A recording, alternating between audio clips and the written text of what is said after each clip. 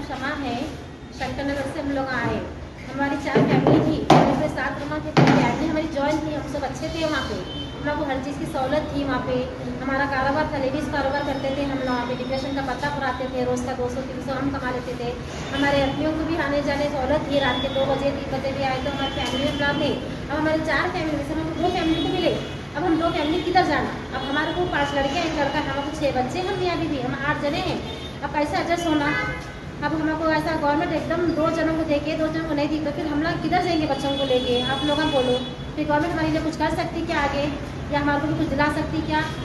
अगर दिलाई तो बहुत अच्छा है, हमारे को भी कुछ कार्रवाई करके जब हम लोग को सर्वे से आए, जब बुलाए, जब कितनी फैमिली है बोले तो एक घर में ये 2 फैमिली है बोल के बोले। जब 2 बेटों पे जब नाम 2 बेटों के नाम पे था, जब एक को देके फिर एक को कहीं नाइंसाफी करे ऐसा, फिर हमारे को तो भी इतने बच्चे हैं, फिर हम कहाँ जाएंगे बच्चों को लेके?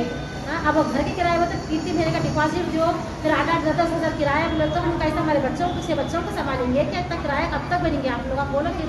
गवर्नमेंट ऐसा कहीं को करी, फैमिली को देख के फैमिली के हिसाब से तो भी देना था। हमारे घर आ गए तो गए, फिर हमारे को भी सब नंबर को देना था। एक को दे के एक को बेघर करी तो फिर हम लोग कहाँ जाएंगे बच्चों को लेके? आप लोग हम बोले फिर इसका सवाल सोल्यूशन कुछ निकाल सकते तो फिर बोला हम लोगों को। हमारे को भी तो होता ना, कुछ तसल्ली हो जाती फिर हमारे को भी। हाँ भाई, हमारे को भी गवर्नमेंट दे रही है, हम भी बेघर नहीं है, हमारे परिवार के साथ हम भी है करीब ये बिल्डिंग में इसके हुआ था, लेकिन आसपास हम लोग को दिया तो फिर भी हम अच्छा लगता ना पूरे फैमिली के साथ। AHA न्यूज़ को लाइक करें, शेयर करें और सब्सक्राइब करना ना भूलें।